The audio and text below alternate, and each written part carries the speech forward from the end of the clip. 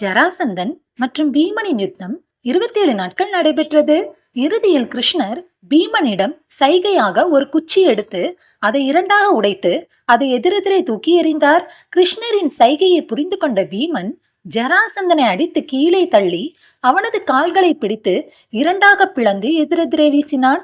அந்த இடத்திலேயே ஜராசந்தன் மாண்டான். அதன் பின் ஜராசந்தனால் சிறைபிடிக்கப்பட்ட அரசர்கள் விடுவிக்கப்பட்டனர். அதன் பிறகு அனைவரும் இந்திரபிரஸ்தத்திற்கு வந்தனர். ராஜசூய யாகத்திற்கான ஏற்பாடுகளை செய்ய தொடங்கினர். ராஜசூய யாகத்திற்கு வியாசர், கௌரவர்கள், பீஷ்மர், கர்ணன், சிசுபாலன், துரோணர் முதலானோர் அழைக்கப்பட்டிருந்தனர். ராஜசூய யாகத்திற்கு எல்லா நாட்டு மன்னர்களும் கலந்து கொண்டனர். நாரதர் கூறியது போல் ராஜசூய யாகம் இனிதே நடந்தது. இந்திரபிரஸ்தத்தை கண்டு மற்ற நாட்டு மன்னர்கள் வியப்படைந்தனர். திருதராஷ்டிரன் இந்திரபிரஸ்தத்தை கண்டு பொறாமை கொண்டான். இதனால் அவனது உள்ளத்தில் பொறாமை தீ வளர்ந்தது. வந்தவர்களுக்கு மரியாதை செய்யும் நிகழ்ச்சி நடக்க துவங்கியது. அப்பொழுது யாருக்கு முதல் மரியாதை செய்வது என்பது குறித்து குழப்பம் ஏற்பட்டது. அனைவரும் ஒன்று கூடி ஆலோசித்து கிருஷ்ணருக்கு தான் முதல் மரியாதை செலுத்த வேண்டும் என கூறினார். இதை கேட்டவுடன் துரியோதனனின் உள்ளம் புழுங்கியது. அப்பொழுது சிசுபாலன் எழுந்து இதற்கு மறுப்பு தெரிவித்தான். சிசுபாலன் கோபத்தில் பலவாறாக பேசினான். ஆத்திரத்தில் பீஷ்மர் மற்றும் தர்மரின் மனம் புண்படுமாற பலவாறாக பேசினான். கிருஷ்ணரை ஆடு மாடுகளை மேய்க்கும் யாதவர் குலத்தைச் சேர்ந்தவன் என்றும் இடையன் என்றும் ஏசினான். பீஷ்மரை கங்கையின் மைந்தன் வேசி மகன் என்று ஏசினான். சிசுபாலன் இப்படி பேசிக் கொண்டிருக்கையில் அவனுடைய பாவங்கள் அதிகமாகிக் கொண்டே சென்றது. சிசுபாலனின் அவமானங்களை பொறுத்து கொண்டிருந்த கண்ணன் ஒரு கட்டத்தில் அவனை கொல்லும் காலம் நெருங்கி வருவதை உணர்ந்தார். மேலும் சிசுபாலன் அனைவரையும் புண்படுத்துவது போல் பேசினான். இதனால் கோபமடைந்த கிருஷ்ணர் தனது சக்கராயுதத்தை சிசுபாலனை நோக்கி செலுத்தினார். அதன் பின் தான் சிசுபாலனுக்கு தனது 100 பாவங்கள் முடிந்துவிட்டது என்று தெரிந்தது. தன் உயிரை காப்பாற்றிக் கொள்ள சிசுபாலன் அவையில் அங்கும் இங்குமாக ஓடி ஒளிந்தான். சக்கராயுதம் அவனை விடாமல் துரத்தி அவனது தலையை அறுத்து சென்றது. அதன் பின் அவனின் உடலில் இருந்து ஒளி வெளிவந்து கிருஷ்ணரின் பாதத்தை சரணடைந்தது. சிசுபாலன் சாப விமோச்சனம் அடைந்தான். இதை கண்டு அங்கிருந்த அரசர்கள் அனைவருமே வியப்படைந்தனர். ராஜசூய யாகம் சிறப்பாக நடைபெற்று முடிந்தது. அனைவரும் அவரவர் நாட்டிற்கு திரும்பி சென்றனர். துரியோதனன் அஸ்தினாபுரம் சென்றவுடன் அவையை கூட்டினான். அவையில் திருதராஷ்டிரன், காந்தாரி, சகுனி, பீஷ்மர், துரோணர், கர்ணன் முதலானோர் கூடியிருந்தனர். துரியோதனன் பேச்சை தொடர்ந்தான். அர்ஜுனனுக்கு காண்டீபம் என்னும் வெல்லும் பீமனுக்கு கிடைத்திருக்கும் கதாயுதமும் என்னை இகழ்ச்சி ஆக்கிவிடும் போல் தெரிகிறது. ராஜசூய யாகத்திற்கு எத்தனை அரசர்கள் வந்தனர். எண்ணற்ற பரிசுகளை அவர்களுக்கு கொடுத்துவிட்டு சென்றனர். இப்படியே விட்டால் அந்த தர்மன் அனைவருக்கும் நிகரச்சவனாகவே ஆகிவிடுவான். இதை நான் தடுக்க வேண்டும். சகுனியை பார்த்து, மாமா அவர்களே, என்னால் அங்கு நடந்த ராஜசூய யாகத்தை மறக்க முடியவில்லை. அங்கு திரௌபதி என்னை ஏளனமாக பார்த்து சிரித்து விட்டாள். நான் அரண்மனையில் இருந்து வெளியே வரும்போது பளிங்குக்கல் என நினைத்து தண்ணீரில் விழுந்து விட்டேன். அதை பார்த்த திரௌபதி என்னை பார்த்து ஏளனமாக சிரித்து அவமானப்படும் வகையில் பேசிவிட்டாள். அதனை என்னால் இப்பொழுது கூட மறக்க முடியவில்லை. அதனால் நான் அவர்களை பழிவாங்க வேண்டும்.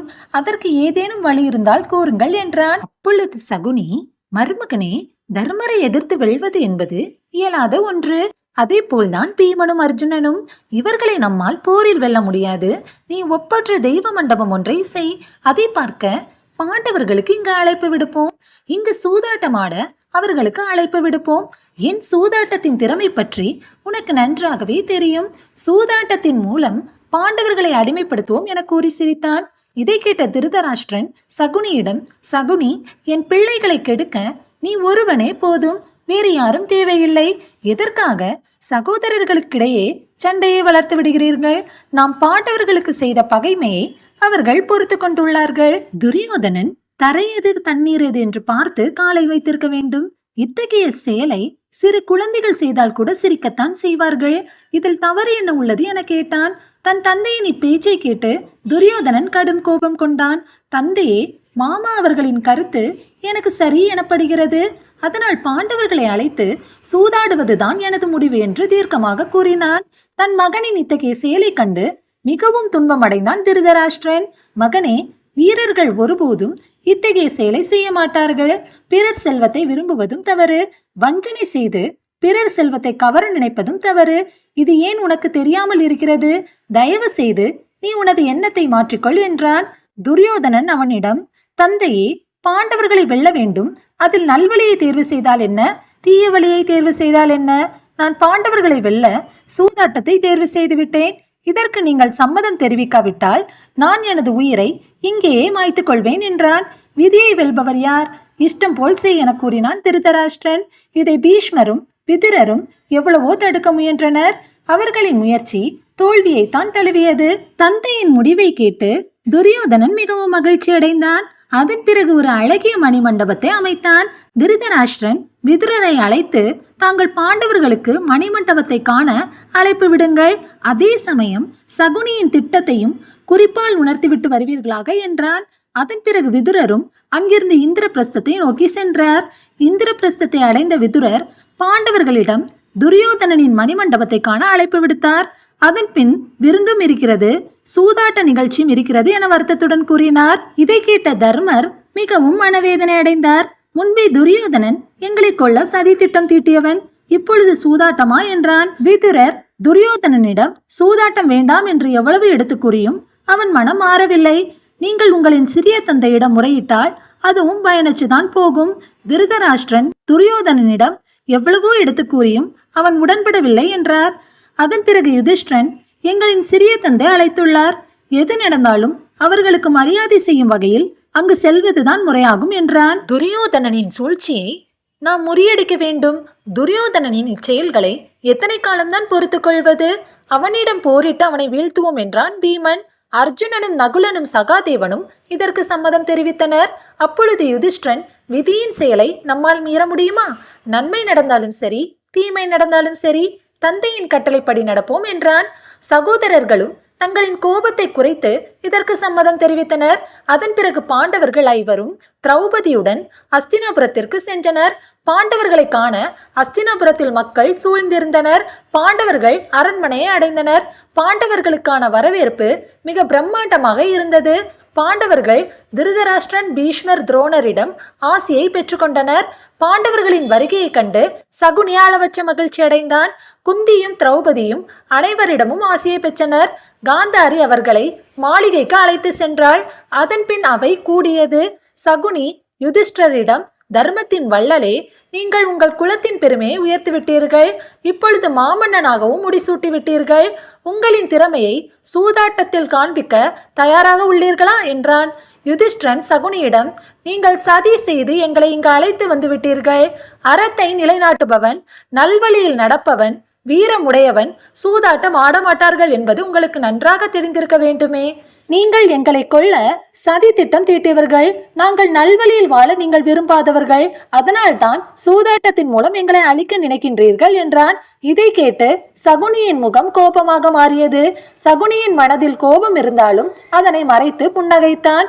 சகுனி தர்மரிடம், தர்மரே, பண்டைய காலத்தில் வாழ்ந்த மன்னர்கள் சூதாடவில்லையா என்ன?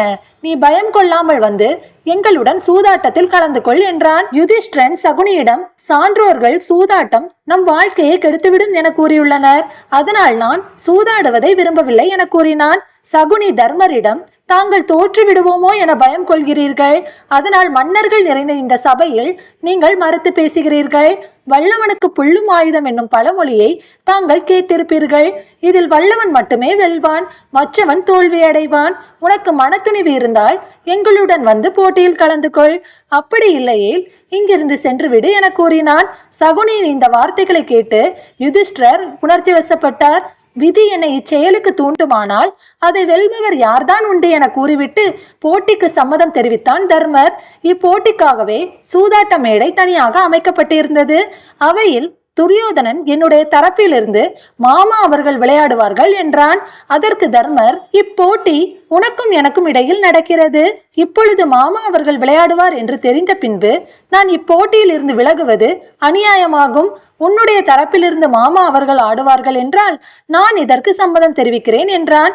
பீஷ்மர் விதுரர், துரோணர், கிருபாச்சாரியார் முதலானோர் அவரவர் இருக்கையில் அமர்ந்திருந்தனர். அவர்களுக்கு இப்போட்டி நடப்பதில் விருப்பமில்லை என்றாலும் சகுனி அவர்களை பார்த்து, இப்போட்டியில் பெரியவர்கள் முன்னிலை வகித்தால் எந்த பிரச்சனையும் வராதல்லவா என கூறினான். பாண்டவர்கள் அவரவர் இருக்கையில் அமர்ந்தனர். சூதாட்டம் தொடங்கியது. முதலாவது தங்களிடம் இருந்த பொன் பொருட்களை பந்தயமாக வைத்தனர். சகுனி தாயத்தை உருட்டினான். யுதிஷ்டிரனும் தாயத்தை உருட்டினான். இந்த ஆட்டத்தில் வெற்றியடைந்தது சகுனிதான். குழப்பமடைந்த யுதிஷ்டிரன், நீங்கள் என்னை ஏமாற்றுகிறீர்கள் என கூறி பெட்டி நிறைய தங்க நாணயங்களை பணயமாக வைத்தான். ஆனால் இம்முறையும் சகுனியே வெற்றியடைந்தான். துரியோதனனும் அளவற்ற மகிழ்ச்சி அடைந்தான்.